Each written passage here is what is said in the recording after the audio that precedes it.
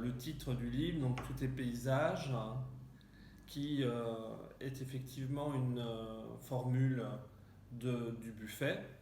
Alors, pour être honnête, je ne sais pas du tout dans quel contexte il a utilisé cette expression. Je ne sais pas s'il a écrit ça dans un livre. Moi, je connais l'expression parce qu'on m'a contacté il y a 2 ans pour écrire un préambule, une introduction à une biennale d'art contemporain en Belgique, dont le thème, l'intitulé était cette formule du Buffet, tout est paysage. De ce que je connais de l'œuvre et du travail du Buffet, tout est paysage, ça s'inscrit à un moment du genre du paysage où ce genre est déjà, si je puis dire, usé. Donc cette idée de peindre uniquement des sujets extérieurs, des vues d'espace, que ce soit la nature ou même des villes, c'est un genre dépassé. Par exemple, euh, quelqu'un comme Monet, dont il est question dans le livre, à travers ses séries et ses peintures des nymphéas, a complètement épuisé ce genre. Et donc du Buffet est venu y apporter une réponse, une espèce de prolongation, de prolongement à ce genre du paysage, en disant tout est paysage, euh, tout est matière à paysage, tout ce qui est vu, tout ce qui est objet de la vue est euh, légitimement appréhendable par la peinture. Et je pense même encore plus loin que Dubuffet pensait certainement que tout est paysage dans le sens où lui-même en tant qu'artiste pouvait inventer le paysage, faire acte de création du paysage à travers la matière, à travers les traits, et également peut-être investir le paysage avec ses créations, comme ça a été le cas de ses célèbres installations.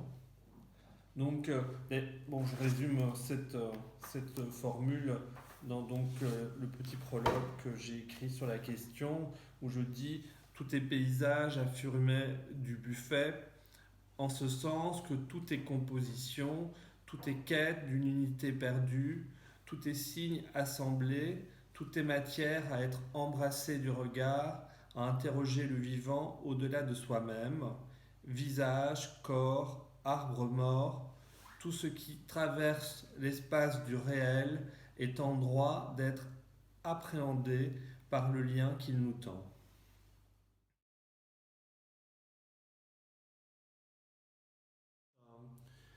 C'est sûr que ayant travaillé, ayant écrit sur des peintres tels que Gaspard David Friedrich ou Claude Monet, qui sont des grandes figures du genre du paysage, cette expression tout est paysage du Buffet euh, a une résonance particulière pour moi, puisque déjà ces deux artistes de ce genre du paysage, Friedrich ou Monet, euh, ont apporté une forme de révolution au genre dans leur manière de l'appréhender. Monet est d'ailleurs au cœur du livre ici, Tout est paysage. Quand je dis qu'ils ont apporté une révolution, c'est-à-dire que chacun, que ce soit Friedrich ou Monet, n'ont plus considéré le genre du paysage comme uniquement euh, modalité de représenter euh, une vue, un morceau du réel extérieur, mais de traduire à travers cette représentation ou cette euh, mise en forme d'un extérieur, de traduire autre chose. Dans le cas de Friedrich, c'est sans doute une forme de spiritualité. Dans le cas de Monet, dans le contexte de l'impressionniste, c'est évidemment tous ces courants intérieurs qui nourrissent notre rapport au réel et le modifient aussi. Euh, au point que dans un deuxième temps, évidemment, comme on sait, Monet, en travaillant sur les nymphéas, a poussé cette logique d'observation jusqu'à à représenter l'irreprésentable du paysage et à toucher l'abstraction. Donc, pour moi, ce thème, cette formule, tout est paysage, c'est dire que le paysage, ce n'est pas uniquement ce qu'on peint, ce qui est posé devant soi et ce qu'on peint. Euh, le paysage, c'est ce qu'on arrive, enfin, c'est ce qu'on traduit à travers la peinture. Et a fortiori, c'est la peinture elle-même. La peinture elle-même peut devenir un paysage.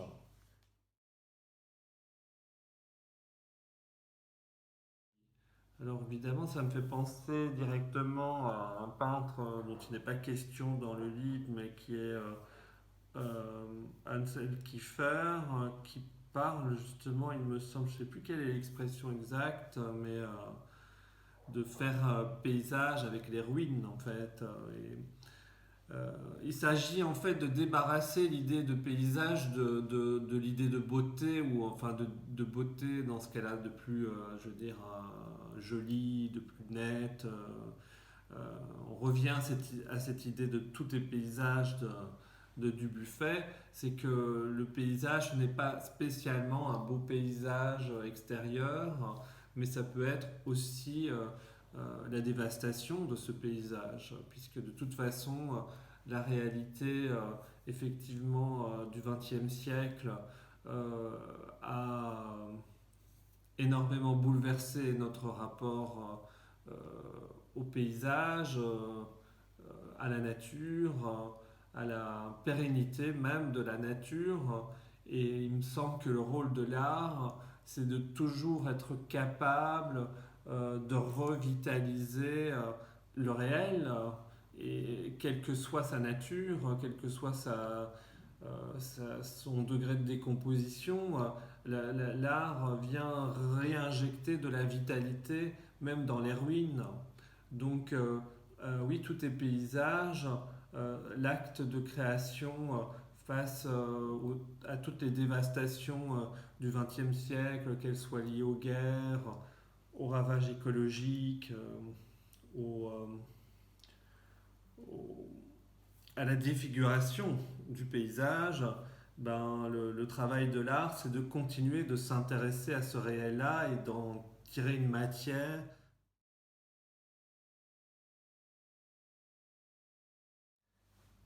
Tout est paysage également dans le sens où les artistes sont capables d'inventer le paysage. Et c'est le cas de, quand même d'un certain nombre d'artistes qui sont repris dans ce recueil, que ce soit Twombly, Klee, Tapiès, Morandi. Euh, Ce sont des artistes qui ont euh, réinvesti l'espace du réel et y ont fait émerger, euh, dans le cas par exemple de Clé, des sortes de, de formes inconscientes, archétypales. Dans le cas de Twombly, de nouvelles énergies qui se redéploient euh, dans l'espace de la toile. Dans le cas de Morandi, en réinventant le genre, lui, de la nature morte, mais dont il fait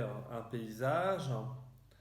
Euh, on a aussi le cas d'artistes dont le lien au paysage est très marqué et ancré à la fois dans leur histoire personnelle et dans l'évolution de leur peinture. C'est le cas de Music ou de Mondrian. Music, évidemment, avec son rapport à son histoire tragique, euh, son expérience tragique des camps, dont il amalgamera la vue d'amas de cadavres avec des collines sans doute venues de son enfance, et qu'il, donc à partir de ces visions qui sont à l'intérieur de lui, qui vont composer de nouveaux paysages un petit peu euh, pas irréels, mais en tout cas pas naturalistes du tout. Et en tout cas chargé aussi de tout son passé, de tout son vécu. Et Mondrian, qui lui est quand même euh, devenu une icône de l'abstraction, mais son abstraction vient de son regard sur la réalité. Notamment, on pense aux arbres de Mondrian qui, peu à peu, ont perdu leur dimension figurative et sont devenus de pures structures qui ont décomposé l'espace de la toile et sont devenus peu à peu de l'abstraction. Donc,